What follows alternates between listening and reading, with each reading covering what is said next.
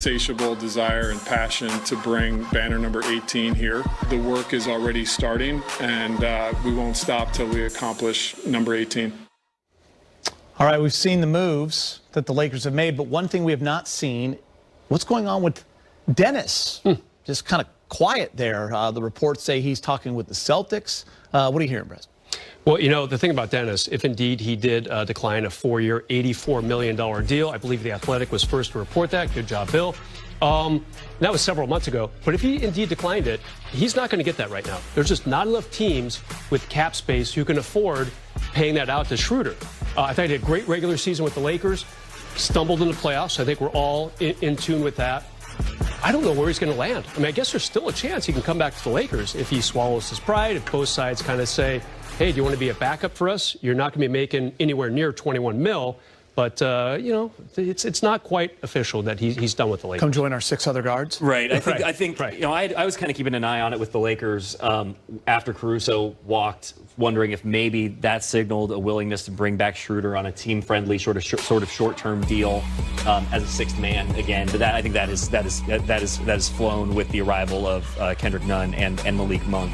You just have to look at the extension decline as one of the worst possible decisions that we've seen in the league. Yeah. I mean, this is a guy who might have to sign for a mid-level exception for 1 year somewhere, try to restore his image and get another deal. But you look at it was always going to be a point guard saturated market. There weren't a ton of teams with cap space, and I just think he really overestimated the Lakers' desire to bring him back. And we saw that pretty quickly with them being willing to include him in that those talks for Kyle Lowry at the trade deadline, a deal probably should have made in hindsight. But Dennis Schroeder just a couple of bad breaks. Obviously, ended up in the COVID protocols twice this season. Missed 10 days right before the start of the playoffs, right. And he just wasn't himself after he came back from that second time in the protocols. Yeah, I think he was scoreless in Game 5 in Phoenix, and that to me just kind of signaled the end of this partnership. Yeah, he was 0 for 9 in that game, if I remember correctly. For 0 points. Yeah, exactly. Possible destinations: Dallas,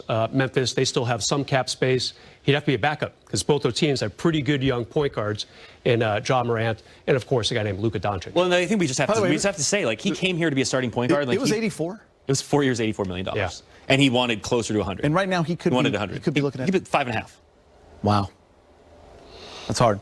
From a guy with an uncertain future to a guy with a bright future, how happy are the Lakers, Bill, to keep THT?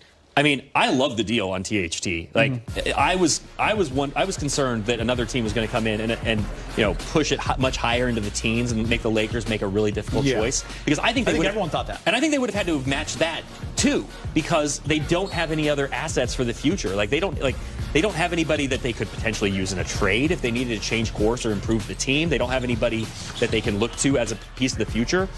Keeping Talen Horton-Tucker, to me, was absolutely vital, almost at any number. Yeah. And getting him for $11 million, it's a deal that, if it has a player option in year 3, so he could be a free agent at 23 years old. But, they could do this again. They can sort of renegotiate in 2 years if he has sort of lived up to the potential that everyone sees in him. Like, obviously, there's a super strong relationship between his agent, Rich Paul, and Rob Pelinka. This was just a case of those sides coming together. They didn't lock him up for so long that THT isn't going to get his eventually. But this is a really good value for him right now. I think he's going to have a big role on this team.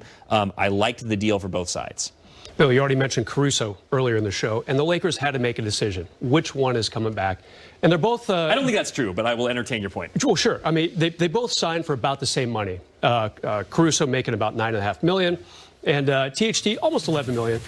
And so the fact that THT is back, that's the guy that I would have preferred. The preferred candidate in my mind of those two would be this guy. I mean, you see the numbers there, just everything really blossoming for him after the All-Star break. Obviously, some injuries kind of paved the way for him to get more minutes than anyone would have thought, but a very good number. When you keep in mind that the average salary in the NBA is $9.5 million, they're getting him for, I think it's 10.7 on average if he does stay the whole 3 years. That's a great number for a guy with, let's be honest, more upside potential, especially on offense, than Caruso. 20. Yeah. 20 years old. It's a really unique situation because you usually don't see guys who have this kind of value, hit free agency at that age. Yeah, they're usually locked in for 4 years. Right, so you're under team control for like 7 years as a first-round draft pick. So, I mean, the fact that he hit the market and had the opportunity to go, get really competitive offers from other teams, didn't really seem to do that. He let kind of things play out here, and then he and the Lakers worked something smart out. All right. For more on Taylor Horton-Tucker, let's check in with our good friend, Allie.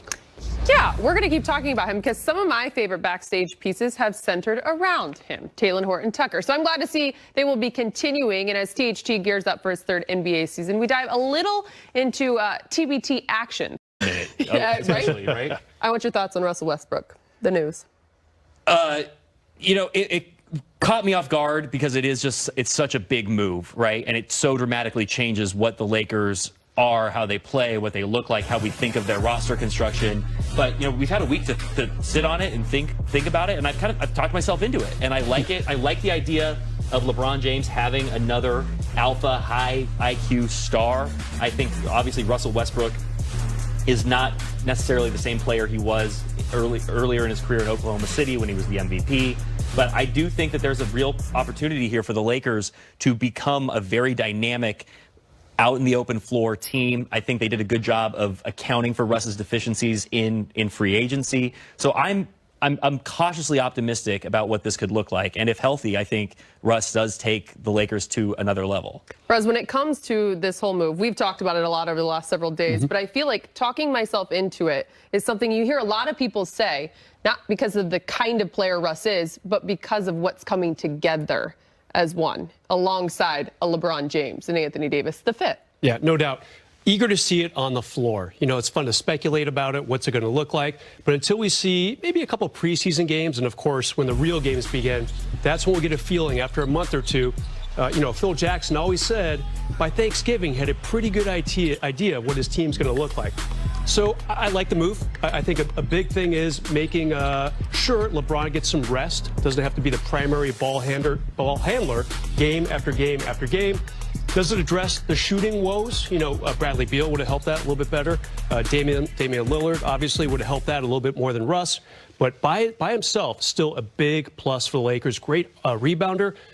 Feisty defender, still not what he was several years ago, but still, you got to account for him on defense. But we're also talking about players the Lakers could realistically get also. 100%. And Russell Westbrook doesn't check those same boxes, but he is he's a future Hall of Famer. He's somebody LeBron James is going to respect on the floor. Yeah. And I think that is a really big deal. And when you're talking about LeBron, going to be 37 this season, you're pushing all your chips in. You're trying to get this across the finish line this year. There is no 2 or 3 year championship window. Maybe there may be, but all you really have is this year. And so that's where the Lakers are coming from with this move. Sure. There's some risk associated with it due to age, due to fit, the way Russ plays. Again, we need to see it. But it is a sign that you are going for broke. I give Pelinka and the Laker front office a lot of credit. They win the championship a year ago. Do they say, all right, we're going to run it back? No, they trade Danny Green and pick up Dennis Schroeder. It didn't work out, mainly because of AD's injury. They lose in the first round. So Rob is not going to stand pat. He's going to push him, to steal your phrase, push in some more chips. That's not mine. It's actually a cliche that I shouldn't have used. But if you want to use it and be the last one to use that terrible cliche, you can. Yeah. He pushed in his chits. How about that? And obviously trying to give the Lakers a new look going into this upcoming season. You guys kind of both just touched on it, but I think it's safe to say that probably for the first time in Russ's career, he's not the number 1 or number 2 outright option. Right. When it comes to Russ, what tells you that he can make this work? I don't know. I think that's something we need to see. It's going to be a level of sacrifice that he hasn't made before in his career, and he hasn't had to make.